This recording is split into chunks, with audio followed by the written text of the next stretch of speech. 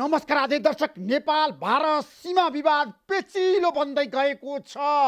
चौतर्फी रूपमा भारतले अतिक्रमण गरेको जमिन फिर्ता हुनुपर्छ भनेर दबाब बढेको बढै छ। सडकदेखि संसदसम्म, संसदीय समितिसम्म बहसको विषय बनिरहेको छ। शीर्ष नेताहरूले कटाक्ष गरेको गरै छन् र अहिलेको अवस्थामा उच्च स्तरीय संवाद तत्काल भारतसँग सुरु हुनुपर्छ भनेर चौतर्फी दबाव सरकारमाथि परेको छ। आजको जनता जान्न चाहन्छन् कार्यक्रममा हामी नेपाल भारत सम्बन्धमा देखेको यो सीमा विवाद कसरी समाधान होला, यतिखेर सबैको ध्यान त्यतातिर केन्द्रित भएको छ। संसदमा अन्तर्राष्ट्रियकरण गर्नुपर्छ भनेर सांसदहरूले मुद्दा उठान गरिरहेका छन्। प्रधानमन्त्री केपी शर्मा ओली र भारतीय प्रधानमन्त्री नरेन्द्र मोदीको बीचमा के सिधा वार्ता हुन सक्छ त भिडियो कन्फरेन्स मार्फत? सम्भावना के छ? आजको कार्यक्रममा हामी यसबारेमा पनि विशेष रूपमा चर्चा गर्दैछौँ। परराष्ट्र मन्त्री प्रदीप गेवालीले भारतीय राजदूतलाई मन्त्रालयमा बोलाएर कूटनीतिक नोट दिनुभएको छ र भन्नुभएको छ तत्काल वार्ताको टेबलमा बस्नुको विकल्प छैन भनेर। अब साँच्चीकै सीमा विवादको समस्याको समाधानको लागि दुई राष्ट्र नेपाल र भारत कहिले वार्ताको टेबलमा बस्ला त? यतिखेर धेरैको जिज्ञासाको विषय छ। लिपुलेकमा भारतले जसरी सडक निर्माण गर्यो, रक्षा मन्त्रीले उद्घाटन गरिसकेपछि सबै नेपालीको ध्यान लिपुलेकतिर, कालापानीतिर र लिम्बुवातिर केन्द्रित भएको छ र नेपालको भूभाग भारतले फिर्ता गर्नुपर्छ भनेर सबैले भनेका छन्। आजको कार्यक्रममा हामी यसबारेमा पनि विशेष रूपमा चर्चा गर्दैछौँ। सीमा विवाद तत्काल समाधान हुनुपर्छ, यसको विकल्प छैन। नेपाल र भारत तत्काल वार्तामा बसेर दीर्घकालीन समाधान खोज्नै पर्छ। कहिले टुङ्गेला नेपाल भारत सम्बन्धमा देखेको यो सीमा विवाद कसरी टुङ्गेला? धेरैले भनेका छन् दुई देशको सम्बन्ध राम्रो छ, तर अब यो सीमा विवाद दीर्घकालीन रूपमा समाधान हुनै पर्छ। आजको आवश्यकता हो। त्यसैले भारत गम्भीर बन्नै पर्छ। नेपालले पनि अन्तर्राष्ट्रियकरण गर्ने होइन, टेबलमा बसेर संवाद गरेर समस्याको समाधान खोज्नै पर्छ। आजको कार्यक्रममा हामी यस बारेमा विशेष रूपमा चर्चा गर्दैछौँ र आज हामीसँग धेरै विषयवस्तु छन्। कोरोनाको सङ्क्रमण बढेको बढै छ र यो अवस्थामा अब सरकार कसरी अगाडि बढ्नु पर्ला त? जताततै यतिखेर बहस केन्द्रबिन्दुमा छ र देशको राजनीति विषयवस्तुमा पनि आज हामी गहिरोमा गएर समीक्षा गर्दैछौँ। प्री बजेट छलफल सुरु भएको छ संसदमा। यो बजेटमा के विषयवस्तु समेट्नु पर्ला त? सरकारको नीति र कार्यक्रम बजेट जनमुखी आउँछ कि आजको आवश्यकतालाई पुरा गर्ने आउँछ? आकार घटाउनै पर्छ। कोरोना नियन्त्रण गर्नको लागि र कोरोनाबाट सङ्क्रमित भएको जनताको लागि राहत दिनै पर्छ। आजको कार्यक्रम हामी यसबारेमा पनि चर्चा गर्दैछौँ। यो बजेटले साँच्चै अहिलेको सङ्कटको समाधान गर्नको लागि सञ्जीवनी बुटी खोज्नै पर्छ। र आज हामी सबै पोलिटिकल पार्टीले यतिखेर प्रमुख प्रतिपक्ष दल, सत्तारूढ दल, सबै नेताहरूले भारतसँग र चीनसँग लिपुलेकको समस्याको समाधान गर्नको लागि संवाद सुरु गर्नुपर्छ भनेर भनिरहेको अवस्थामा अब नेपालले कस्तो कदम चाल्नु पर्ला त भन्ने बारेमा पनि विशेष रूपमा चर्चा गर्दैछौँ।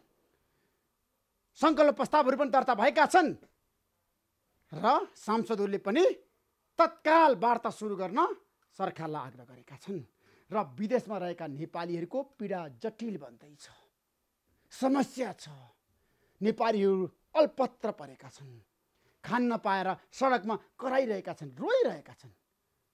अमेरिकामा, युरोपमा, भारतमा त धेरै नेपालीहरूको पीडा छ। त्यतातिर सरकारले ध्यान दिनै पर्छ। तत्काल अल्पत्रमा परेका नेपालीहरूलाई स्वदेश ल्याउनको लागि पहल गर्नै पर्छ। यसबारेमा पनि बहस सुरु भएको छ।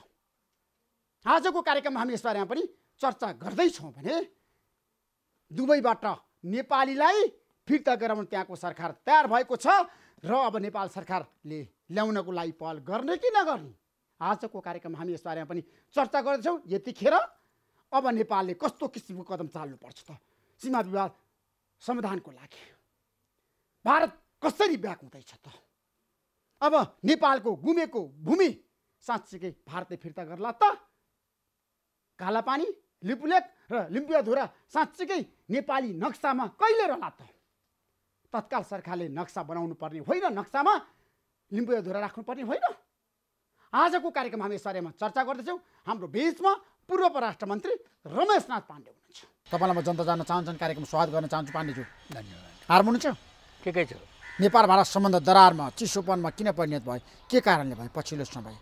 नेपाल भारतको बीच सम्बन्धमा विश्वासको सङ्कट लामो समयदेखि परिरहेछ।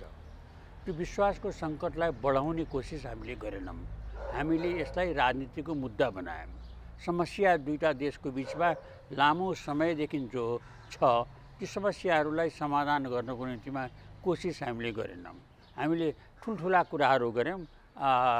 यो भारत र नेपाल बिचको सन्धिहरू परिवर्तन गर्नको निम्तिमा हामीले हतियारको राजनीति पनि गऱ्यौँ, सुरुङ युद्धका कुरा पनि गऱ्यौँ, हामीले धेरै किसिमका कुराहरू गऱ्यौँ। तर यथार्थमा समाधान गर्नको लागि ठोस प्रयासहरू भएन।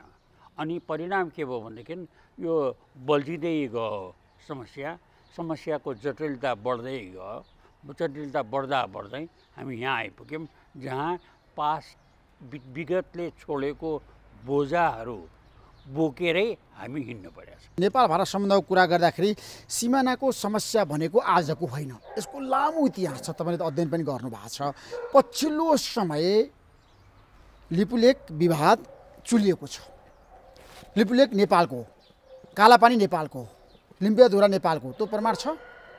कसरी छ? जस्टिफाई गर्नु त कहाँ छ त्यो प्रमाण? होइन, तपाईँले यस्तो यो प्रश्न गर्ने बेलामा मनमा के राख्नु पर्यो भने मैले तपाईँको जति भन्न सक्ने कुरा मात्रै भन्छु। तपाईँ र ममा एउटा भिन्नता छ। भिन्नता के हो भने मैले गोपनीयताको शपथ लिएको छु, तपाईँले लिनुभएको छैन। नेपाल सरकारले यो भूमिहरू र अन्य भूमिहरू नेपालको आफ्नै हो भन्ने कुराको प्रमाण, यथेष्ट प्रमाण, अकाट्य प्रमाण नेपाल सरकारसित छ। र म परराष्ट्र मन्त्री भएको बेलामा मैले नै सम्बन्धित विभिन्न मन्त्रालयका भरपर्दा कर्मचारी 4 जना अधिकारीहरूलाई विभिन्न ठाउँहरूमा पठाएर प्रमाणहरू सङ्कलन गरेर नेपाल सरकारको ढुकुटीमा लाचाप लगाएर राखिदिएको छ। मैले प्रधानमन्त्रीजीले बोलाएको बैठकमा पनि भनेको थिएँ, ती ल्याएका त्यो राखेको नेपाल सरकारसित जुन ढुकुटीमा राखेको छ त्यसलाई भारत सरकारसित कुरा गर्न बसेको बेलामा शान्त कुटनीतिबाट यसलाई अगाडि बढाउँदाखेरिमा यी प्रमाणहरू, हाम्रो प्रमाणहरू भारतलाई देखाउनु पर्यो, वार्ताबाट चित्त बुझाउनु पर्यो र यो समस्याको समाधान गर्नु पर्यो। त्यो बाटो त्यो हो। दुर्भाग्यवश नेपाल र भारतको बिचमा विश्वासको जुन सङ्कट छ त्यो सङ्कटको परिणामस्वरूप आजको दिनसम्म परराष्ट्र सचिव स्तरमा वार्ता हुने भनेर भनिएको छ, तर त्यो सचिव स्तरको बैठक बस्नै सकेको छैन। बैठक किन बस्न सकेन भन्ने कुरालाई विचार गर्ने सट्टा हामी राजनीतिकरण गर्नमा व्यस्त भइरहेका छौँ। त्यसको दुष्परिणाम के हो भने वार्ता भएको छैन, समस्या बल्झेर गएको छ, समस्या थपिँदै गएको छ। किनभने तपाईँले भन्नुभयो सप्रमाण छ लिपुलेकको बारेमा, कालापानीको बारेमा, लिम्पियाधुराको बारेमा सबै प्रमाण नेपाल सरकारसँग छ भनेर तपाईँले जस्टिफाई गर्नुभयो। तर आजसम्म आइपुग्दाखेरि तपाईँलाई थाहा छ 6 महिना अघि जसरी भारतले राजनीति नक्सा सार्वजनिक गर्यो, लिपुलेक भारतीय नक्सामा राख्यो नि त नेपालको भूमिलाई त उनीहरूले त। अहिले आएर तपाईँलाई थाहा छ लिपुलेकमा सडक विस्तार भयो, पिच भयो र भारतीय रक्षा मन्त्रीले उद्घाटन पनि गरिसक्नु भएको छ। यो अवस्थासम्म आइपुग्दाखेरि नेपाल कहाँ चुक्यो? अब नेपालले खेल्न पर्ने भूमिका के हो त? पहिलो कुरा ऋषि चाहिँ के हो भने चाहिँ नि प्रमाणहरू भएर मात्रै भएन, प्रमाणहरूलाई देखाउने प्रमाणको आधारमा वार्ता हुनु पर्यो। वार्ता गर्नको निम्तिमा वातावरण बनेकै रहेनछ, ताकि दुईटा सचिवहरू बस्नै सकिरहेका छैनन्, बैठक भएकै छैन। त्यस निम्ति कुरा त्यहीँ अड्कियो। एउटा कुरा त्यो अड्केको हुनाले प्रमाणहरूको बारेमा प्रमाणहरू देखाउने भन्ने प्रश्नै उठेन। दोस्रो कुरा यो 2008 भारतले यो सडक निर्माण प्रारम्भ गरेको थियो। सन् 2008देखि आज सन् 2020 12 वर्षसम्म नेपाल सरकार के हेरेर बस्या? त्यहाँ चाहिँ नि आफ्नो भूमिमा विदेशीले सडक निर्माण गरिरहेछ, त्यहाँ चाहिँ नि उसका फौजहरू आइरहेका छन् भन्ने कुरा देख्ने, सुन्ने, त्यसलाई प्रतिकार गर्ने, त्यसलाई रोक्ने संयन्त्र पनि नेपाल सरकारसित छैन। नेपाल सरकारका कुनै एक त्यो इकाइहरू छैनन् जसले यस्तो कुरो भयो भनेर थाहा पाउने।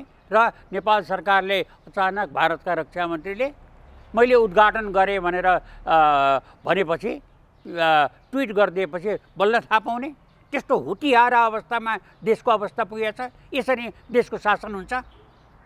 यही कारणले 2015मा जब भारत र चीनका प्रधानमन्त्रीहरू बसेर जब लिपुलेख कुलमा दुईजनाले सहकार्य गर्ने भनेर तय गरेर उनको संयुक्त विज्ञप्तिमा जारी भयो। जारी भएपछि नेपालले थाहा पायो। नेपालले थाहा पाउनु पर्दैन आफ्नो भूमिको बारेमा दुईटा मित्र राष्ट्रहरूले के सहमति गर्न थाले भनेर? हाम्रा संयन्त्र छैनन्, हाम्रो सम्बन्ध छैन। के हेरेर बसिया त्यो बेलामा? 2072 साल जेठ 1 गते चिनिया राष्ट्रपति र भारतीय प्रधानमन्त्री बीच एग्रिमेन्ट भयो नि त, सहमति भयो, समझदारी भयो। त्यही समझदारीको कुरा गर्दैछु। समझदारी भएर सार्वजनिक गरिसकेपछि नेपाल सरकारले थाहा पाउने। नेपाल सरकारसँग त्यो संयन्त्र छैन, थाहा पाउनु पर्दैन।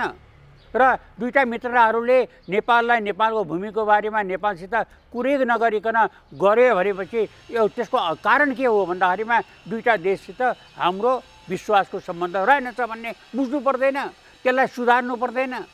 त्यति मात्रै पनि होइन, नेपाल सरकारले आफ्नो भूमिलाई दुईटा छिमेकीहरूले गर्दा एउटा विरोध पत्र समेत पनि पठाउन सकेन।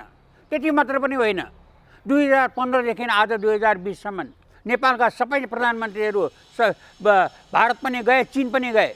भारतका नेतासँग नि भेटे, चीनका नेतासँग नि भेटे। तिनले एकपटक पनि यसको बारेमा विरोध गर्न सकेनन्। एकचोटि पनि उनीहरूलाई भन्न सकेनन् मेरो भूमिमा तिमीहरू यस्तो गर्यो, विड्र गर भनेर। त्यति मात्रै पनि होइन, नेपालको सार्वभौम संसदको समितिले नेपाल सरकारलाई, यही सरकारलाई त्यो नेपालको सिमानाको नक्सा सार्वजनिक गर, आधिकारिक रूपमा प्रकाशित गर भनेर भने होइन। किन प्रकाशित गर्न नसक्या? एउटा चाहिँ नक्सा प्रकाशित गर्न नसक्ने सरकारले नेपालको भौगोलिक अखण्डतालाई जोगाउँछ भनेर नेपाली जनताले विश्वास गर्ने ठाउँ छ? योभन्दा लज्जास्पद कुरा, योभन्दा चिन्ता लाग्दो कुरा के हुन सक्छ ऋषि? तर प्रधानमन्त्री केपी शर्मा ओलीले स्पष्ट रूपमा भन्नुभएको थियो नि त, अब नक्सा बनाउने होइन, नक्सा प्रकाशित गर्ने होइन, अब त नेपालको भूमि, भूभाग, जमिन फिर्ता लिने हो भारतसँग भनेर भन्नुभएको होइन 6 महिना अगाडि? तपाईँलाई थाहा छैन? सर्वदलीय बैठकमा उहाँले भन्नुभएको होइन तपाईँलाई बोलाएर? ऋषिजी, उखान टुक्काले राज्य सञ्चालन हुँदो रहेनछ। ठुल्ठुला नारा दिएर, मुखभरिको जवाब दिएर राज्यका समस्याहरूबाट राज्यलाई मुक्त पार्न सकिँदैन भन्ने कुरा प्रष्ट भइसकेन र? त्यसमा नेपालको जमिनलाई भारत र चीनले मिलेर कब्जा गरे भनेर भन्न मिल्छ? होइन, तपाईँले भन्नु कुरा र मैले भन्नेमा अलिकति फरक पर्यो। म त्यति निर्दयी शब्दहरू प्रयोग गर्न चाहन्न। म यति मात्रै भन्छु कि भारत र चीनले नेपाली भूमिको बारेमा सहकार्य गर्दा हामीलाई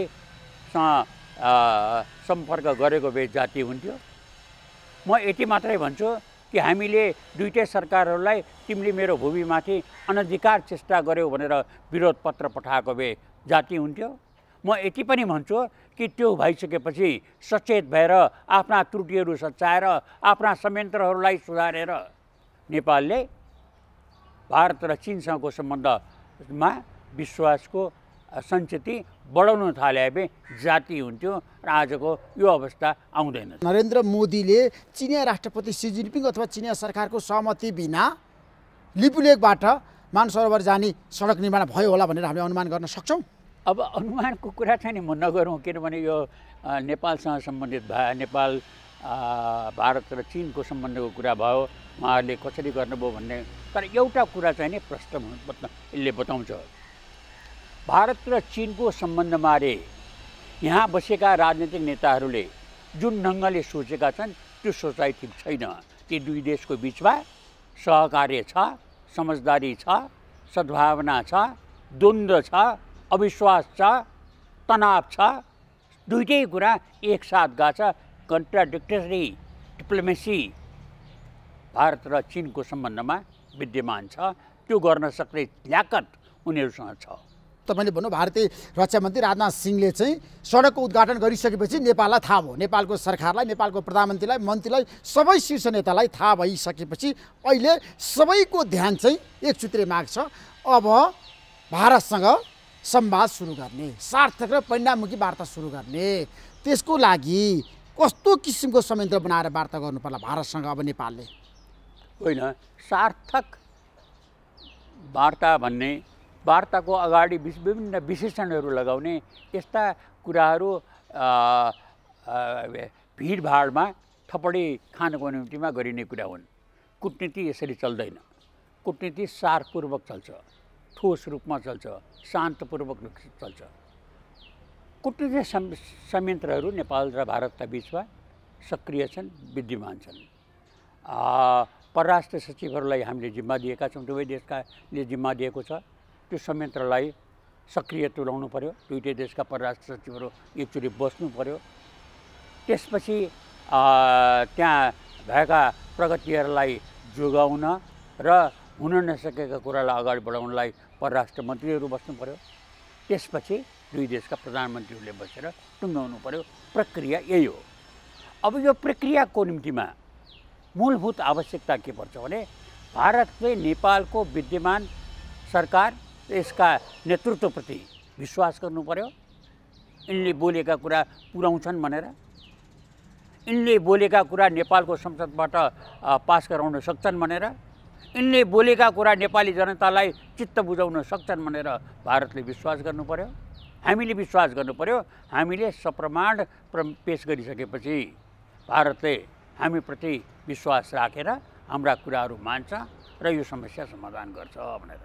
त्यसमा तपाईँले भन्नुभयो नि त आजको दिनमा सबै सप्रमाणहरू छ भनेर भनिरहँदाखेरि कागजातहरू सबै छ नेपालसँग, होइन लिपुलेखको बारेमा? होइन होइन, नेपालको हाम्रो सिमानाको बारेमा नेपाल सरकारसित यथेष्ट अकाट्य प्रमाणहरू छ। लिम्बियाधुराको बारेमा पनि छ। नेपालको सम्पूर्ण सिमानाको बारेमा, नेपालको सिमानाको बारेमा सबै कागजपत्रहरू छ। नेपालको हो भन्ने कुराको यथेष्ट र अकाट्य प्रमाणहरू छ। तर भारतीय पक्षले भनेको छ यो जमिन हाम्रै हो, काला पानी, लिपुलेख, लिम्पियाधुरा भनेर किन भारतले भनिरहेको छ? होइन, विवाद भनेकै त्यही त हो।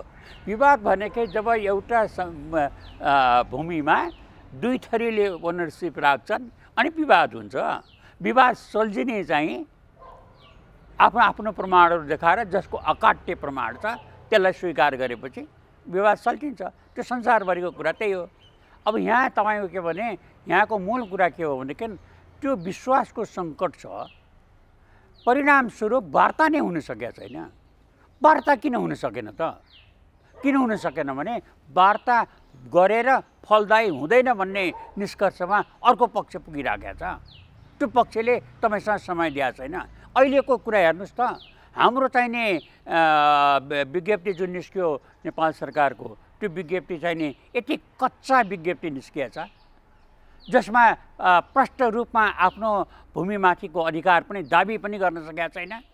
यति कच्चा विज्ञप्ति छ कि त्यसले भारतलाई मेरो भूमिमाथि तैँले यसो गरिस् भनेर विरोध पनि गर्न सकेको छैन। र त्यो विज्ञप्तिको जवाफमा भारत के भन्छ भने हामी वार्ता गर्छौँ यो कोरोना भाइरस चाहिँ को महामारी समाप्त भएपछि। यो महामारी कहिले समाप्त हुन्छ? 2 महिनामा, 2 वर्षमा, 20 वर्षमा? कहिले समाप्त हुन्छ थाहा छैन कसैलाई पनि। तर आज परराष्ट्र मन्त्री प्रदीप ग्यावालीले भारतीय राजदूतलाई मन्त्रालयमा बोलाएर विरोधको नोट त दिइसक्नुभयो नि। पहिले एउटा कुरा टुङ्ग्याउनुहोस् न, तपाईँको के भने चाहिने यो कोरोना भाइरसको समस्या कहिले समाधान हुन्छ थाहा छैन। त्यो थाहा नभएको अवस्थामा त्यो समस्या समाधान भएपछि वार्ता गर्छु भनेको के भनेदेखि विश्वास गरिराखेको छैन। त्यो विश्वास आर्जन गर्नु पर्यो। विश्वास आर्जन गर्नु पर्यो। आर्जन भएको अवस्थामा कोरोना भाइरसले यो कुरा रोक्दैन, वार्ता हुन्छ। अब रह्यो तपाईँले भन्नु बोलाए राजदूतलाई बनाए, त्यो राजदूतलाई बोलाएर गर्ने भन्ने कुरा एक ढिलो भयो। यो विज्ञप्ति जारी गर्नुभन्दा अगाडि गर्नुपर्थ्यो। 2 यो सामान्य प्रक्रिया हुन्। यो प्रक्रियालाई विशेष ठुलो मान्नु हुँदैन, किनभने यस्ता प्रक्रियाहरू कूटनीतिमा यस्ता कुराहरू भएको बेलामा गरिन्छन्। यसका धेरै चरणहरू हुन्छन्। राजदूतलाई परराष्ट्र मन्त्रालयमा बोलाएर यस्ता कुराहरू भनिने पनि विभिन्न चरणहरू हुन्छन्। त्यो प्रत्येक चरणले नेपालको गम्भीरतालाई सङ्केत गर्छ। त्यसमा त्यो कुन चरणमा कसरी गरियो त्यो बुझ्न बाँकी नै छ। नेपाल भारत सम्बन्धको कुरा गर्दाखेरि तपाईँले भन्नुभयो वार्ताको विकल्प छैन, सीमाको दीर्घकालीन समाधानको लागि भनेर तपाईँले भनिरहनु भएको छ। तर नेपालका शीर्ष नेताहरू, पूर्व प्रधानमन्त्रीहरू भनिरहनु भएको छ तत्काल वार्ता हुनुपर्छ। नेपालको प्रधानमन्त्री केपी शर्मा ओलीले भारतीय प्रधानमन्त्री नरेन्द्र मोदीसँग सिधा वार्ता गर्नुपर्छ भनेर भन्न थालिसके नि। समस्याको समाधान के प्रधानमन्त्री लेभलमा मात्र हो, अब परराष्ट्र मन्त्री लेभलमा पनि होइन, सचिव स्तरमा पनि होइन। यो बजारमा थपडी खानको निम्तिमा भन्ने कुराहरूमा विशेष महत्त्व म दिन्न। यथार्थ कुरा के हो भने यो दुई देशको बिचको जटिल संवेदनशील प्रश्नमा हामी कुरा गरिरहेछौँ। त्योलाई विवेकपूर्वक परिपक्व भएर शान्त ढङ्गबाट कुरा गर्नुपर्छ।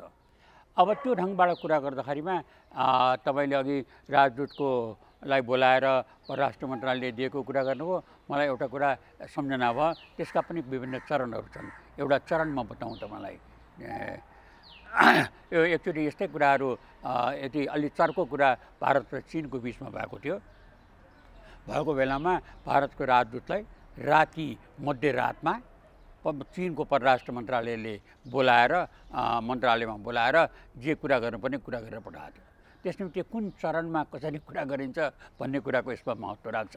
अब रह्यो प्रधानमन्त्री स्वयंले भारतका प्रधानमन्त्रीसँग कुरा गर्ने भन्नेमा त्यो स्टेज आइसक्यो भन्ने कुरा मलाई लाग्दैन। अनलेस हाम्रो प्रधानमन्त्रीमाथि यो विश्वास छ कि उहाँको कुरा गर्ने जुन चातुर्यता छ, जुन किसिमको वाक शास्त्रार्थ गर्न सक्ने क्षमता छ, उहाँले ठुल्ठुलो भिडमा उहाँले बोलेर जनतालाई हँसाउने र थपडी खाने जुन चाहिँ क्षमता छ, त्यो क्षमता म प्रयोग गर्न सक्छु, भारतका प्रधानमन्त्रीलाई चित्त बुझाउन सक्छु भन्ने छ भने म त्यसमा प्रश्न गर्न सक्दिनँ। अन्यथा प्रक्रियाबाट जानु उचित हुन्छ। त्यसो भए परराष्ट्र स्तरीय वार्ताबाट, सचिव स्तरीय वार्ताबाटै पहिला समस्याको समाधान खोज्नुपर्छ भन्नेमा तपाईँ हुनुहुन्छ आजको दिनमा? प्रक्रियाबाट नै समस्याको समाधान गर्नुपर्छ। कूटनैतिक माध्यमबाट नै समस्याको समाधान गर्नुपर्छ। त्यो कूटनैतिक माध्यमबाट समस्याको समाधान गर्ने प्रक्रिया भने विभिन्न हुन्छन्। त्यसमा नेपाल सरकारले, प्रधानमन्त्रीले आफूले तय गर्नु पर्यो कि उहाँको त्यो विश्वासको सम्बन्ध, विश्वास आर्जन गर्न र विश्वासको सम्बन्धलाई वृद्धि गर्न र त्यसको आधारमा यो समस्याको समाधान खोज्नुको निम्तिमा कुन संयन्त्र उचित हुन्छ त्यो छान्ने काम त प्रधानमन्त्रीको हो, मैले भन्ने कुरा भएन। तर अब त्यसमा यस्ता जटिल कुराहरू भएको बेलामा कयौँ देशहरूमा यस्तो जटिल कुराहरू भएको बेलामा नियमित प्रक्रियालाई छोडेर विशेष प्रक्रिया पनि अपनाइन्छ। त्यस निम्ति त्यसको प्रक्रिया कस्तो हुनुपर्छ, कहिले हुनुपर्छ, के गरेर गर्नुपर्छ भन्ने कुराको छनौट देशका प्रधानमन्त्रीले गर्ने कुरा हो। त्यसको बारेमा मैले प्रवेश गर्नु होइन। भारतसँगको सीमाको विवादलाई हामीले नियमित प्रक्रियामा लिएर गएर टुङ्ग्याउने कि एकदम विशेष महत्त्वको साथ तपाईँले भने जस्तो गरी हाई लेभलमा डायलग गर्ने? होइन, हाई लेभलमा कुरा गर्दाखेरिमा तपाईँले यो जग नहालिकन एकदम सुन्दर छाना बनाउँछु भनेर के माने भएन। मन्दिरको गजुर त ल्याइसक्नुभयो तपाईँले, तर गजुर हाल्ने बेलामा तपाईँले चोकबाटै बनाएर लिएर जानुपर्छ। वार्ता गर्ने भन्नाले यो कुरा बेसिकली अधिकारीहरूको स्तरमा हुनुपर्छ।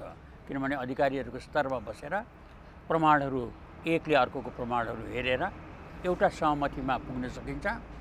त्यति गर्दा सहमतिमा पुग्न सकिएन, कहीँ शङ्का उपशङ्का बाँकी रह्यो भने त्योभन्दा माथिको स्तर अनि त्योभन्दा माथिल्लो स्तर गरेर फाइनल स्टेजमा जानुपर्छ। एकैचोटि फाइनल स्टेजमा गएर हुनसक्छ, गर्न सकिन्छ, पहिले भएको छ। तर त्यस अवस्थामा मात्रै जब दुवै पक्षलाई यो विश्वास छ कि हामी दुईजनाको बिचमा विश्वास पर्याप्त छ, सम्मान पर्याप्त छ, कुरा गर्ने सामर्थ्य पर्याप्त छ, त्यो सिप छ भन्यो गरे हुन्छ। प्रतीक गेवालीको एउटा कुरा आयो, तपाईँले राम्रोसँग अध्ययन गर्नुभएको छ, भारत वार्ताको पक्षमा छैन, कसरी वार्ता गर्ने? त्यो किन भएन त भारत वार्ताको पक्षमा? तपाईँको भारत पक्षमा वार्तामा छैन भनेर परराष्ट्र मन्त्रीजीले भन्नुभन्दा अगाडि उहाँले नै सार्वजनिक रूपमा भन्नु भएन भारतसँग सम्बन्ध एकदम राम्रो छ, देखिने र सुनिने सम्बन्ध बनिसक्यो। अब भारत र नेपालको बिचमा कुनै समस्या आउँदैन भनेर उहाँले सार्वजनिक रूपमा भनेर आफूले आफैलाई क्या बात भनेर भने होइन र। कुटनीतिमा शब्द चयनको महत्त्व राख्छ, शब्द प्रयोग कम गर्नुपर्छ। यो प्रख्यात फ्रेन्च कूटनीतिज्ञ टेलिराले आफ्ना नयाँ कूटनीतिमा प्रवेश गर्न चाहने मित्रहरूलाई सल्लाह के दिएछन् भने भगवानले the God has given you 2 eyes to see। भगवानले तिमीलाई दुईटा आँखा हेर्नलाई दिएका छन्, 2 ears to hear, दुईटा कान सुन्नलाई दिएका छन्, बट ओन्ली 1 माउथ, बोल्नलाई एउटा मात्रै मुख दिएका छन्। So use your mouth lace, मुख कम प्रयोग गर्नुहोस् कुटनीतिमा, कान बढी युज गर्नुहोस्, बढी सुन्नुहोस्, बढी हेर्नुहोस्, मुख कम प्रयोग गर्नुहोस्। दुर्भाग्यवश हामी कहाँ कान बढी युज गर्ने, आँखा बढी चलाउने, मुख बढी चलाउ, कान कम युज गर्ने, आँखा कम युज गर्ने, मुख बढी चलाइरहने अनि त्यसले अनेक तपाईँको समस्याहरू विवादहरू जन्माइरहने त्यस्तो रोग लागेको छ। त्यो रोगले कुटनीतिलाई अप्ठ्यारो पार्छ। नेपालको परराष्ट्र मन्त्री प्रदीप ग्यावालीले भारतीय विदेश मन्त्री एस जयशङ्करसँग जसरी सम्बन्ध विकसित गर्नुपर्थ्यो नि दुई देशको समस्याको समाधान गर्नको लागि पछिल्लो समय त्यो डायलग त भएको देखेन नि। तपाईँले कसरी हेर्नु भएको छ? हेर्नुहोस्, मैले भारतको परराष्ट्र मन्त्री सरदार सोरेन सिंहदेखि पछिल्ला परराष्ट्र मन्त्रीसम्मसँग मैले कुरा गरेको छु। जहाँसम्म अहिलेको परराष्ट्र मन्त्रीको कुरा गर्नुभयो जयशङ्कर स्वयंसित मेरो एकपटक पनि भेट भएको छैन, तर म उहाँको बाउलाई राम्ररी चिन्छु। उहाँको बाबुसित मेरो धेरै पटक भेट भएको थियो। म दिल्ली गएको बेलामा उहाँको पिता बडा भद्र व्यक्ति हुनुहुन्थ्यो, सुरक्षा मामिलाको विशेषज्ञ हुनुहुन्थ्यो र एउटा अथोरिटी हुनुहुन्थ्यो हिन्दुस्तानको। उहाँ सौभाग्यवश मैले मेरो होटलमा आउनुहुन्थ्यो, हामी बसेर धेरैचोटि लन्च खान्छौँ मेरो कोठामा, र त्यहाँ चाहिँ उहाँसँग धेरै वार्ता भएको छ। र मेरो त्यसबाट मैले अहिलेको भारतको परराष्ट्र मन्त्रीको बारेमा के सोच बनाएको छु भने योसित उसको बाउको इन्हेरिट गरेको छ उसले त्यो कौशल, त्यो ज्ञान, त्यो सामरिक सोच र अध्ययनलाई यसले इन्हेरिट गरेको छ। आफू लामो समय परराष्ट्र सेवामा बसेको हुनाले कुटनीतिका तलदेखिका डिटेल कुराहरूको यसलाई ज्ञान छ र स्वयं प्रधानमन्त्री नरेन्द्र मोदीले विश्वास गरेर उसलाई परराष्ट्र सचिव बनाएको, विश्वास गरेर उसलाई परराष्ट्र मन्त्री बनाएको हुनाले उसको प्रधानमन्त्रीसित डाइरेक्ट एक्सेस छ। त्यस्तो डाइरेक्ट एक्सेस भएको परराष्ट्र मन्त्री भारतमा बहुत थोरै थिए। त्यस्तो डाइरेक्ट एक्सेस भएको, अनुभव भएको, ज्ञान भएको, सिप भएको, मन्त्रालयमा पुरा पकड भएको जो व्यक्ति अहिले परराष्ट्र मन्त्री छ, त्यो बेलामा नेपाललाई यस्ता समस्याहरू समाधान गर्नु पनि सजिलो हुनुपर्ने, भारतसँगको सम्बन्धलाई सुदृढ तुल्याउन पनि सजिलो हुनुपर्ने हो भन्ने मेरो सोचाइ छ। तर अब सरकार नेपाल भारत सम्बन्धको कुरा गर्दै समस्या त धेरै छन् है। नरेन्द्र मोदी दोस्रो पटक प्रधानमन्त्री भइसकेपछि नेपालका प्रधानमन्त्री केपी शर्मा ओली र उहाँको बिचमा टेलिफोन पनि वार्ता भयो, भेटेर पनि वार्ता भयो, भिडियो कन्फरेन्स भइरहेछ नि, तर परिणाम जनताले पाएका छैनन्। आज मेरो प्रश्न तपाईँलाई कहाँनिर हो भन्दाखेरि रमेशनाथ पाण्डेजी, अहिलेको अवस्थामा अब यो लिपलेखको बारेमा अन्तर्राष्ट्रियकरण गर्नुपर्छ, चिनले मध्यस्थता गर्नुपर्छ, अब हामीले सक्दैनौँ भनेर पनि भन्न थाले नेपालका नेताहरू। यस्तो केटाकेटी कुराहरू गर्नु हुँदैन। यो केटाकेटी कुराहरू चाहिँ आमसभामा मैले अघि नै भने थोपडी बनाउनु खानलाई गरे हुन्छ, तर दुई देशको सम्बन्धमा कूटनीति सञ्चालन गर्ने बेलामा यस्ता अन्तर्राष्ट्रियकरणका कुरा, यो तेस्रो पक्षलाई संलग्न गर्ने कुराहरू, यस्तो कुराहरू गर्नुहुन्न। यो जटिलता बढाउने कुराको पक्षमा म होइन। अन्तर्राष्ट्रिय अदालतमा जाने, संयुक्त राष्ट्रमा जाने र नेपालले दबाब दिने अब भारतलाई होइन। यस्तो कुराहरूको लागि महत्त्व नदिनुहोस्, किनभनेदेखि चाहिँ संयुक्त राष्ट्रसङ्घको सुरक्षा परिषदले लिएको कुन चाहिँ मुद्दाहरू समाधान गरेका छ, त्यसले जटिलता थपिएको छ। संयुक्त राष्ट्रसङ्घको फङ्सन कसरी हुन्छ, त्यहाँका प्रभाव क्षेत्रहरू कसरी सञ्चालन हुन्छन्, भन्ने कुरा नबुझिया मान्छेहरूले गर्ने कुरा हो। त्यतापट्टि नजाउँ। होइन, यसको सुरक्षा समाधान परिषदमा गएर नेपालको बारेमा भन्ने भारतले हाम्रो जमिन होइन, यस्तो त्यसैले फिर्ता गराउनलाई पहल गर्नु पर्यो, मध्यस्थता गर्नु पर्यो, राष्ट्रलाई पत्र लेख्न सक्दैन नेपाल सरकार? होइन होइन होइन, तपाईँको के भने चाहिँ यो यस्तो यस्तो कुराहरू गरेर यो जुन गम्भीर विषयमा तपाईँ मसित कुरा गरिरहनु भएको छ, प्रश्न गरिरहनु भएको छ, अत्यन्तै सारपूर्ण प्रश्नहरू सोधिरहनु भएको छ, यसलाई हल्का नबनाऊ।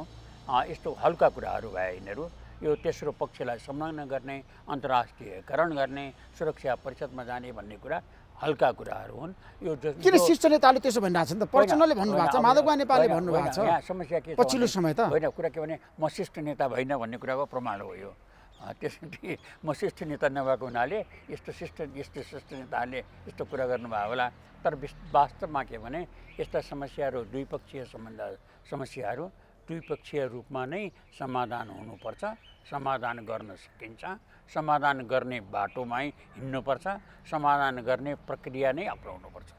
मूल कुरा त्यति मात्र। त्यसो चीन, भारत र नेपाल बसेर यो समस्याको समाधान खोज्नु हुँदैन। लिपुलेको कुरा गर्दाखेरि होइन, चीनसितको सम्बन्धको कुरा चीनसितै गर्नुपर्छ, भारतसँगको सम्बन्धको कुरा भारतसितै गर्नुपर्छ। यो एउटासँगको सम्बन्धको कुरालाई अर्कोलाई जडेर जटिलता थप्ने गल्ती गर्नु हुँदैन। तर लिपुलेको बारेमा चीनसँग पनि मेरो कुरा भइरहेछ भने परराष्ट्र मन्त्रीले भनिरहनु भएको छ। होइन, अब त्यो उहाँहरू चाहिँ मभन्दा धेरै अनुभवी, धेरै ज्ञानी, धेरै शक्तिशाली व्यक्तिहरू हुनुहुन्छ। उहाँहरूले के गर्नुभएको छ मलाई ज्ञान भएन। तर मेरो सानो बुद्धिमा मैले करिब 50-60 वर्ष अनुभव गरेँ यो परराष्ट्र मामिलामा। त्यसको सारांशमा मैले तपाईँलाई जे भन्नु थियो त्यो मैले तपाईँलाई बताएँ। ठ्याक्कै नेपाली जनताले बुझ्ने गरी बताइदिनुहोस्, जनता जान्न चाहन्छन्। अहिलेको अवस्थामा द्विपक्षीय वार्ताद्वारै समस्याको समाधान हुनुपर्छ कि तेस्रो पक्ष पनि इन्भल्भ हुनुपर्छ? ठ्याक्कै नेपाली जनताले थाहा पाउनुपर्ने कुरा के हो भने नेपाल सरकार नेपालको भौगोलिक अखण्डता जोगाउन असक्षम साबित भएको छ। थाहा पाउनुपर्ने नेपाली जनताले कुरा के हो भने नेपाल सरकारलाई आफ्नो राज्य संयन्त्र पनि ठिक ढङ्गले चलाइराखेको छैन। नेपालको भूमिमा कसले कहाँ के गरिराखेको छ भन्ने कुरा पनि उसले नभनिकन थाहा पाउँदैन। त्यस्तो अवस्था दुरावस्थामा नेपालको संयन्त्र चलेको छ, राजकाज चलेको छ। त्यो कुरा नेपाली जनताले थाहा पाउनुपर्छ।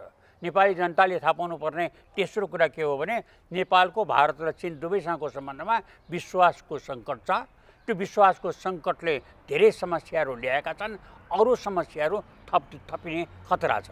चौथो कुरा थाहा पाउनुपर्ने कुरा के हो भने भारत र चीनको बिचमा सम्बन्ध सौहार्दपूर्ण छ, सहयोगात्मक छ, निकटताको छ, द्वन्द्व छ, वैमनस्यता छ, आशंका छ। दुईटै कन्ट्राडिक्टरी डिप्लोमेसी दुवै देशले चलाइरहेका छन्, आपसमा चलाउन सक्षम छन् उनीहरू। त्यसो भएको हुनाले नेपालले आफ्नो कूटनीतिलाई ढङ्ग पुर्याएर चलाउनु पर्यो। पाँचौँ कुरा के हो भने नेपालले द्विपक्षीय सम्बन्ध द्विपक्षीय ढङ्गमा नै समाधान गर्नुपर्छ।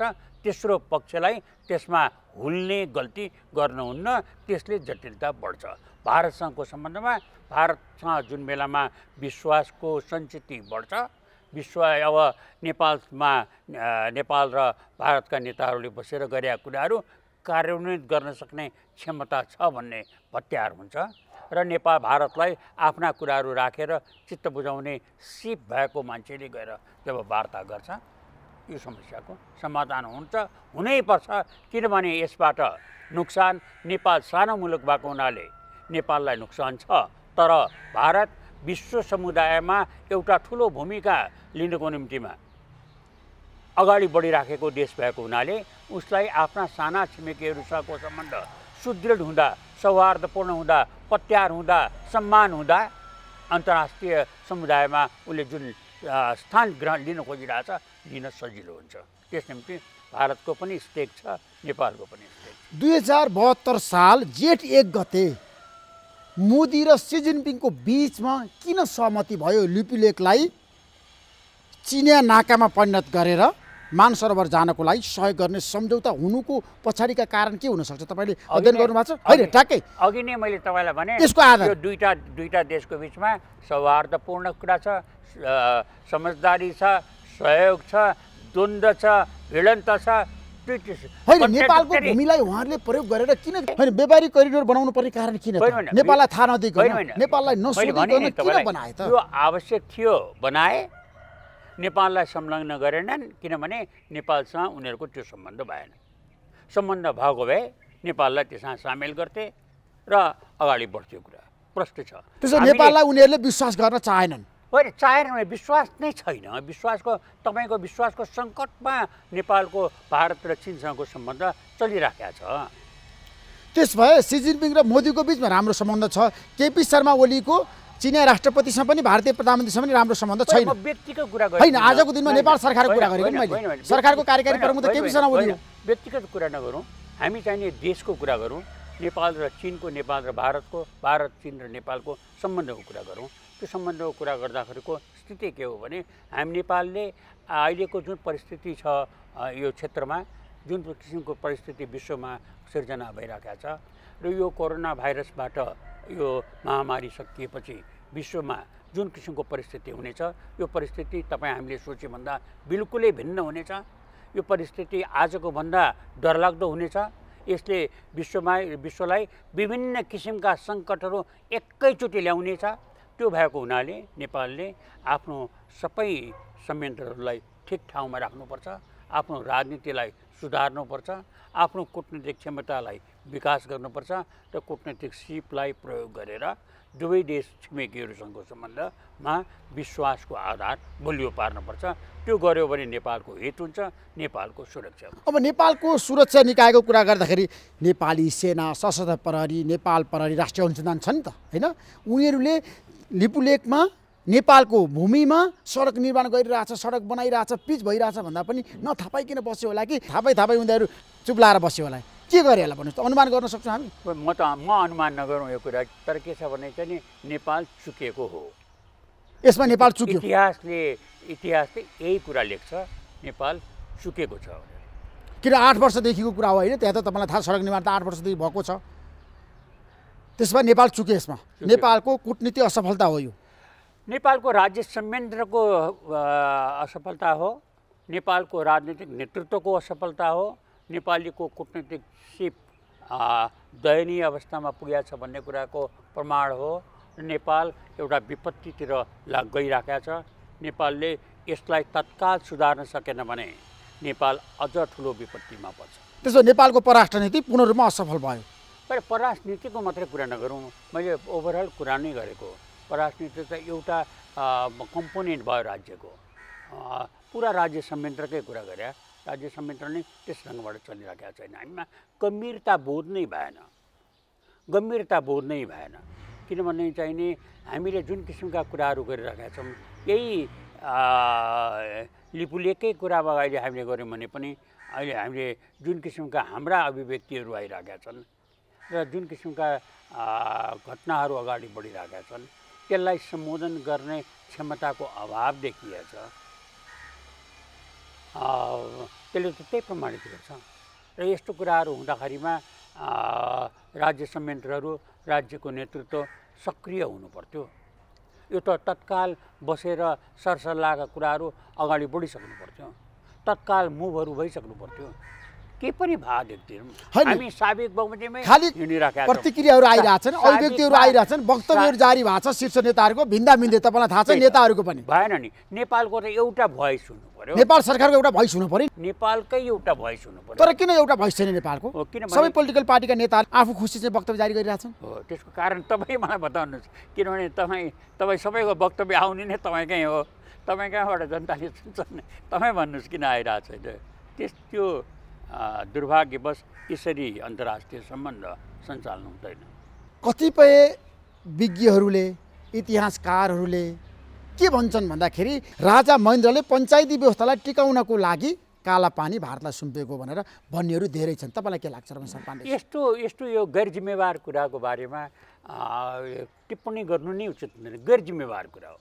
किनभने के बिर्सिनु हुँदैन नेपाल, यो तपाईँका श्रोताहरूले के बिर्सिनु भएन, तपाईँका दर्शकहरूले के बिर्सिनु भएन, तपाईँ नेपाली जनताले के बिर्सिनु भएन भने 2008 सालमा जुन बेलामा राजा महेन्द्रको राज्यारोहण पनि भएको थिएन, त्यो बेलामा नेपाली कङ्ग्रेसको पहिलो सभापति मातृका प्रसाद कोइरालाको प्रधानमन्त्रीत्व कालमा भारतबाट सैनिक मिसनहरू नेपालमा बोलाइया हो। र त्यो सैनिक मिसनले 2008 सालमा आएको सैनिक मिसनलाई नेपालको उत्तरी चेकपोस्टका सम्पूर्ण भागहरूमा सुरक्षाको जिम्मा दिइयो। जब भारतीय सेना विधिवत तपाईँको सहमतिबाट, तपाईँको आग्रहबाट, तपाईँसँग भएको सम्झौताको आधारमा सिमानामा आएर बसिसक्यो, अब त्यो चाहिँ नि तपाईँको भूमिमा तपाईँको कुराहरू कहाँबाट आयो? कालापानी तपाईँले दिने र लिने प्रश्नै उठेन। होइन, राजा महेन्द्रले दिएको भारतलाई कालापानी दिनै परेन, दिने र लिने कुरै आएन। किनभने इन्डियन आर्मी नै आएर बसिराखेको छ, त्यसको सुरक्षा नै इन्डियन आर्मीको जिम्मामा दिइएको छ। जिम्मामा दिइएको कुरा उसलाई दियो भन्ने कुरा कहाँ आयो? तर 2018 सालमा चाहिँ त्यहाँ चाहिँ सिमानामा भारतीय सेना आएर बसेको हो नि त कालापानीमा। इतिहासलाई नबङ्ग्याउनुहोस्, इतिहासलाई बङ्ग्याउनु उचित हुँदैन। 2008 सालमा नेपाल सरकारको आग्रहमा भारतको सेना नेपालमा आएको हो। सैनिक मिसन काठमाडौँमा बस्यो। नेपालको उत्तरी भेगको सम्पूर्ण सिमानाको सुरक्षाको जिम्मा भारतीय सेनालाई दिए हो। त्यो 2026 सालमा गएर राजा महेन्द्रले त्यसलाई फिर्ता पठाइदिया हो। इतिहास त्यति भन्छ। अब त्यो नेपालको भारतको सेनाले आएर उत्तरी भेगको सुरक्षा हेरिसकेपछि कुन कुन क्षेत्रमा गएर कसरी कसरी बसेका थिए भन्ने कुराको डिटेलको कुरा हो कुनै माने छैन। तर कालापानीमा लिपुलेखमा त तपाईँलाई थाहा छ नि, नेपालमा बिपी कोइरालाको नेतृत्वको सरकारलाई अपदस्थ गरिसकेपछि राजा महेन्द्रले पञ्चायती व्यवस्थालाई टिकाउनको लागि जवाहरलाल नेहरूसँग सम्झौता गरेर नेपालको भूमि भारतलाई दियो। त्यो तर्क बाहिर आछ है, शीर्ष नेताहरूले भनेको छ, इतिहासकारले पनि भनेको छ, भैरव रिसालले पनि भन्नुभएको छ। भनेको कुराको प्रमाण कहीँ छैन। तर 2008 सालमा इन्डियन मिलिट्री मिसन आएको कुराको प्रमाण सबैसँग छ। नेपाल सरकारसित पनि छ, भारत सरकारसित पनि छ। अब प्रश्न के हुन्छ भने एउटा कुरा एकचोटि भइसकेपछि भारतीय सेनालाई नेपालमा बोलाइसकेपछि उत्तरी क्षेत्रको जिम्मेवारी दिइसकेपछि त्यो फिर्ता नलिएसम्म उनीहरू त त्यहाँ एक्टिभ भएर बस्ने नै भए नि। एक्टिभ भइसकेको बेलामा तपाईँले कहाँ के गर्यो भन्ने कुराको प्रश्न कहाँबाट आएर? न भारतले माग्ने आवश्यकता थियो, न नेपालले दिने आवश्यकता थियो। किन भारतले त्यतिखेर सुरक्षित ठाउँ खोजिरहेको थियो, चीनसँग उसको युद्ध चलिरहेको थियो। उसले खोज्या नखोज्या कुरा काल्पनिक कुरा नगरौँ, वास्तविक कुरामा जाउँ। वास्तविक कुरा के भने जब नेपालको सीमा उत्तरी भेगको सम्पूर्ण सुरक्षाको जिम्मा नै भारतलाई दिइसकेका थियो भने, भारतको सेना आएर बसिसकेका थियो भने उसले कहाँ के गर्यो भन्ने कुरा आफ्नो ठाउँमा छ। तर उसलाई चाहिँ तपाईँको त्यहाँ नहटाएसम्म उसले थप माग्नुपर्ने आवश्यकतै थिएन। आवश्यकता नभएको कुरा माग्यो भनेर मरेको कालापानीमा त 2018 सालमा गएर बस्यो नि त नेपाली सेना। होइन तपाईँको के भने चाहिँ भारतीय फौजले कुन ठाउँमा चाहिने घर बनायो, कहाँ छाप्रो बनायो, कहाँ चाहिने पक्की बनायो भन्ने कुरा के माने र? तपाईँले जिम्मा दिनुभयो, नेपालले जिम्मा भारतलाई दिया हो, उसले जिम्मेवारी अनुसार काम गरे हो। अब यो जिम्मेवारी पुरा गर्नको निम्तिमा उसले कहाँ राजा महेन्द्रले अनुमति दिएको होइन कालापानीमा भारतीय सेना राख्नको लागि। राजा महेन्द्रसँग कुनै सम्बन्धै छैन, कुनै इतिहासमा यसो कुनै चर्चा पनि छैन। यो सडकका गफहरू हुन्। यथार्थ कुरा के हो भने नेपाली कङ्ग्रेसको सभापति मातृका प्रसाद कोइरालाको नेतृत्वमा बनेको पहिलो नागरिक सरकारले भारतलाई यो अधिकार दिएको हो। भारतीय सैनिक मिसन नेपालमा आएको हो। नेपालको उत्तरी भेगको सुरक्षाको जिम्मा भारतीय सेनालाई दिएको हो। त्यो यथार्थ हो। अघि अब बाँकी कुरामा त यो गफ। किन भन्दाखेरि राजा महेन्द्रले नेपालमा चाहिँ कु गरिसकेपछि पञ्चायती व्यवस्थालाई टिकाउनको लागि भारतसँग सम्झौता गर्नुपर्ने बाध्यता आयो। त्यसैले गर्दाखेरि भारतले उपयुक्त अवसर खोजिरहेको थियो। भारत र चीनको बिचमा द्वन्द्व थियो, विवाद थियो, युद्ध भइरहेको थियो र सुरक्षित ठाउँ कहाँ हुन्छ भन्दाखेरि कालापानी, लिपुलेख, लिम्पियाधुरा। तपाईँले भनेको कुरा होला, त्यो कुरा सत्य हो कि रमेशलाल पाण्डे? मैले तपाईँलाई बताएँ यथार्थ कुरा के हो, मैले पढेको कुरा मैले बताएँ। म परराष्ट्र मन्त्री भएर जति अध्ययन गरेँ त्यसको आधारमा बताएँ। अब कुन बेलामा 17 सालमा के भयो, 18 सालमा के भयो, 19 सालमा के भयो भनेर यहाँका नेताजीहरूले भन्नुभयो भने उहाँहरू संलग्न होला मलाई थाहा थिएन। म त त्यो बेलामा झ्यालखानमा थिएँ। म त त्यो बेलामा जेलमा बसिराखेका मान्छे भए हुनाले जेलमा बसेर यस्तो कुरा भएन। उहाँहरूलाई थाहा छ भने उहाँहरूले त्यसको संलग्न हुन्थ्यो होला, अनि थाहा पाउनु होला। त्यस्तो कुराहरूमा, त्यस्तो गैरजिम्मेवार कुराहरूमा म टिप्पणी गर्नु उचित देख्दिनँ। त्यसो भए सिमानाको विवाद भारतसँग नेपालले समाधान गर्न सक्छ? गर्नुपर्छ, हुनुपर्छ। यो भारतको निम्ति पनि आवश्यक छ, नेपालको लागि पनि आवश्यक छ। कसरी गर्ने मापदण्ड मोडालिटी के अघि नै भन्छ, वार्ता नै हो, अघि नै भन्छ, संवाद नै हो, संवादको विकल्प छैन। छैन छैन। त्यसो भए चीन र नेपालको सम्बन्धको कुरा गर्दाखेरि तपाईँले राम्रोसँग अध्ययन गर्नुभएको छ। चीनले पनि नेपालको भूमिलाई मिचेको छ भनेर बेला बेलामा चर्चा हुने गर्छ। रमेशनाथ पाण्डेजी, तपाईँले पनि चिनिया प्रधानमन्त्री काठमाडौँ आउँदाखेरि प्रश्न गर्नुभएको थियो मुस्ताङको बारेमा, त्यो सही हो? मैले चीनका प्रधानमन्त्रीसँग गरेका कुरा गर्दाखेरिमा तपाईँ जन्मिनु भएको थिएन होला। म जन्मेको थिइनँ। अघि प्रधानमन्त्री चाउमिनलाईसित कुरा भयो। मेरो मूल कुरा के हो भने नेपाल र चीनको बिचमा सीमा विवाद टुङ्गिसकेका छ। विधिवत रूपमा हामीले हस्ताक्षर गरिसकेका छौँ, कुनै विवाद छैन। अब यसलाई खोतल्नु पर्ने कारण छैन। सगरमाथाको विवाद छैन? चीनले कहिलेकाहीँ सगरमाथा हाम्रो हो भने भन्छ। कुनै गैर जिम्मेवारले के कुरा गर्छन् भने अर्कै कुरा भयो, विवाद छैन। सगरमाथालाई दुवै देशले, सगरमाथाको दक्षिणी भाग नेपालको हो, उत्तरी भाग चीनको हो, चुचुरो दुवैको समान हो भनेर मैले कबुल गरिसकेका छन्। कुरा टुङ्गी। त्यसो चीनसँग हाम्रो सीमा विवाद छैन, भारतसँग मात्रै हो। भारतसँग मात्रै हो। भारतसँग चाहिँ हाम्रो अब 98% समाधान भयो, अब 2% मात्र बाँकी छ। सुस्तादेखि कालापानीसम्म मात्र बाँकी छ भन्नेहरू पनि छन्। होइन, हामीले विभिन्न चरणमा कर्मचारीहरूको स्तरमा जुन वार्ताहरू भएको थिए त्यसमा 90% भन्दा बढीकोमा सहमति भइसकेको छ।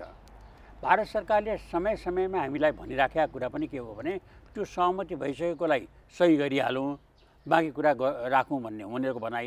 हाम्रो चाहिँ होइन, त्यो समस्या समाधान एकैचोटि गरौँ, सबै नै गरौँ, टुङ्ग्याउँ नै भन्ने हाम्रो भनाइ हो। त्यस निम्ति बाँकी छैन, पर्सेन्टेजको कुरा हो, केही माने आएन। मूल कुरा के भने केही संवेदनशील जटिलताहरू, विवादहरू दुईटा देशको बिचमा छ, त्यसलाई हामीले टुङ्ग्याउनुपर्छ, छिटो टुङ्ग्याउनुपर्छ। त्यो टुङ्ग्याउनु नेपालको हितमा छ, भारतको हितमा छ। नेपालको पनि यसमा स्टेक छ, भारतको पनि स्टेक छ। त्यस निम्ति दुवै देशको बिचमा समझदारी बनाएर सहमति खोज्नुपर्छ। र यति कुरा मात्रै हो नेपाली जनताले थाहा पाउनुपर्ने, नेपाल सरकारसित आफ्नो भूमि नेपालकै हो भन्ने अकाट्य प्रमाण छ, यथेष्ट प्रमाण छ।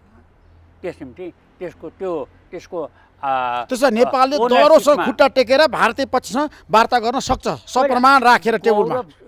खुट्टा टेकेर भन्दा नि सिपमूलक ढङ्गमा कुरा गर्नुपर्छ। कुटनीति आवाज चर्को गरेर गरिँदैन। कुटनीति संयमपूर्वक तर्कपूर्ण ढङ्गमा प्रमाणित शैलीबाट चित्त बुझाउने ढङ्गले नबिजाउने गरी कुरा गर्नुपर्छ। त्यो कुरा गर्ने सिप चाहिन्छ। अब सीमामा नेपाली सेनालाई राख्नुपर्छ भनेर पनि बहस सुरु भएको छ नि। अब त्यो सुरक्षाको कुरा अर्कै हो, त्यो अर्कै कुन कन्टेक्स्टमा नेपाल सरकारले कहाँ के आवश्यकता देख्छ। जो अहिले यो कोरोना भाइरसको टाइममा हामीले सुरक्षाको व्यवस्था अलिक कडा त गरेकै छौँ नि। बरु नेपाल सरकारले ती सिमानाको खटिएका सशस्त्र प्रहरीका जवानहरू जुन छन् तिनले पानीमा ओत नहाल्ने ठाउँ छैन, यो घाममा छायामा बस्न पाउँदैनन्, दुःख गरेर बसेका छन्।